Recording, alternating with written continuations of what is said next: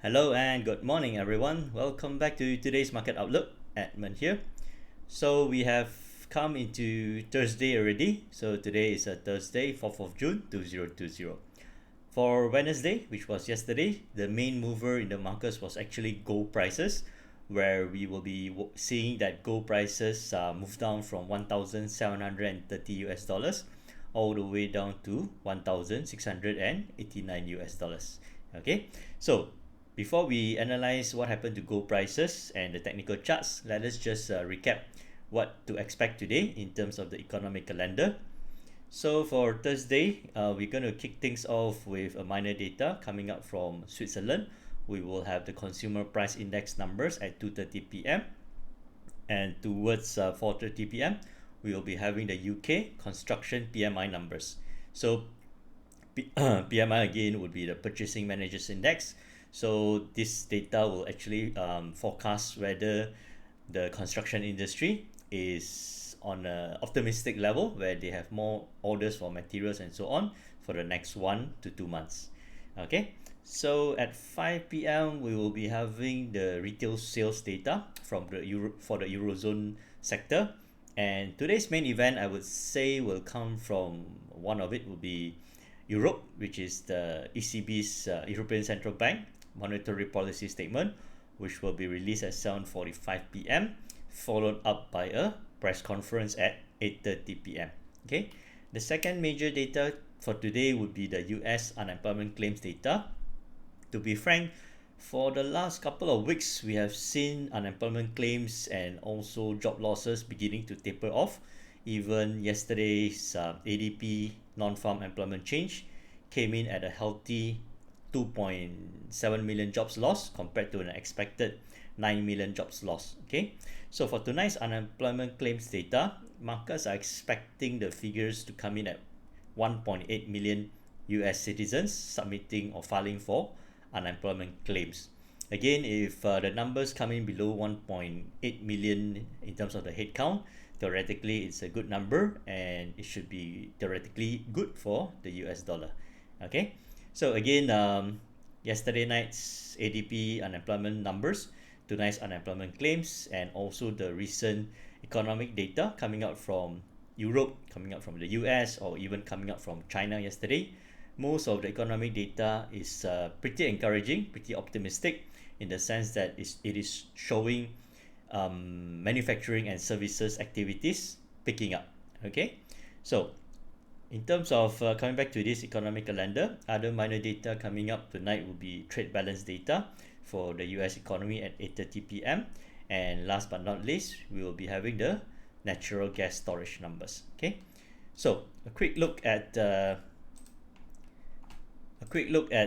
yesterday's economic calendar results. Again, yesterday was a Wednesday, 3rd of June. We already understood that Australia announced a quarterly GDP of negative 0.3%, which was slightly better than the negative 0.4% that markets were expecting.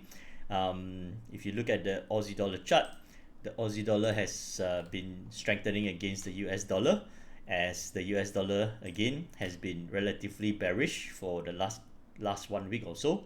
So with the US dollar being bearish and being weak, we can see the Australian dollar strengthening. Okay, so yesterday's data from Australia came out in the morning at about 9:30 a.m. Okay, and even before 9:30 a.m. we can also start to see the Australian dollar just at about 200 hours below. 2 plus 5 is 7 a.m. in the morning started to move up, and it moved out a total of 90 pips. Okay, so again, in terms of timing, the release was at 9:30. So if you look at a 30 minutes chart, okay, so if you look at a 30 minutes chart, 9:30 would be this one. 9:30 would be this one. Okay, so it may sound strange, but as you can see, even before that negative 0.3% GDP was announced, theoretically it is better than expected data compared to the market expectations of negative 0.4. So in other words, the negative 0.3% is better than expected, and theoretically it should strengthen the Australian dollar. Okay, however, as you can see this, once it is announced at 9:30, the time below 430, okay, sorry, 430, yes, plus 5 is 9:30. Okay, instead of going up further, it went down. Okay, and actually, if you, whether you believe it or not, or like it or not, the Australian dollar actually strengthened way before the 9:30 a.m. announcement. Okay, it started to move up as early as 230 plus 5, 7:30, 8 o'clock, 8:30, and 9 o'clock. Okay, and just as the result was announced, it started to weaken back, initially for 1 hour, and then later on at about 1030. This is at 3:30 p.m. local Singapore time. It goes down another 79 pips. Okay, so be very careful about how you trade based on results and data. Okay, so other important data coming out yesterday was from China, 9:45 a.m. the Caixin Services PMI. Again, services activities in China is picking up, coming in at 55, and Switzerland was showing negative GDP. Spain, Italy, France, Germany showing positive services PMI numbers compared to market forecast. Unemployment change, which is pretty similar to the US unemployment non-farm payrolls data, came in very weak. That means the German economy is still losing jobs. Okay, in terms of services PMI for the Eurozone, as you can see again, coming in at 30.5, which was better than market expectations. Italy's unemployment rate better than expectations. Final services PMI for the UK again being very positive.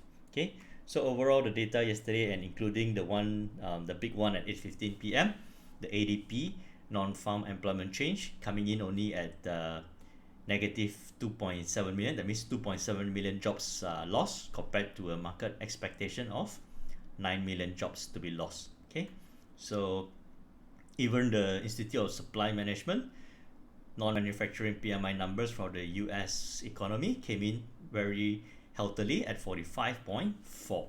Okay, so the another data that may trick some of you would be the 10:30 p.m. crude oil inventories coming in at negative 2.1 million against a market forecast of 3 million.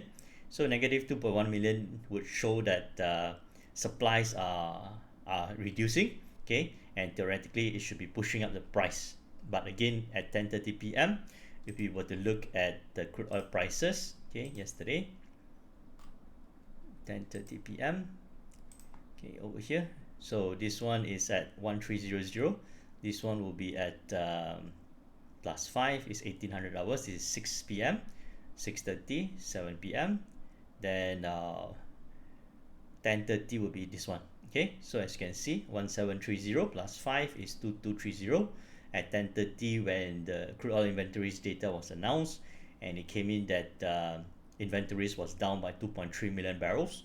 Instead of spiking up, the prices spiked up just a little bit by about 62 cents, and then came down another 40 cents. Okay, only later on towards the early morning of yesterday at about 1 a.m. okay, the oil prices start to recover again. However, again it ended back at $36.72. Okay, so again, be very cautious about trading based on the news and the result. As you can see, even before the news is announced, the oil prices has dropped. Okay, so other events or data that happened yesterday, the US dollar was consolidating, but it was still on a bearish tone. So it was mostly trading in a sideways range, but it was on a bearish sideways range. And of course, the US dollar has been dropping for the 7th consecutive day. And other data coming out yesterday, as mentioned just now, the services PMI data that was released from Europe, US, and also China was mostly above average. Okay, and last but not least was the jobs data from the US coming in at 2.76 million jobs lost compared to a expectation of 9 million. So yeah, so watch out for today again at about 2 to 4 p.m. and also towards the evening 7 p.m. onwards. Okay, so I hope you guys understood the market news and events for today. So let us go on to the technical charts.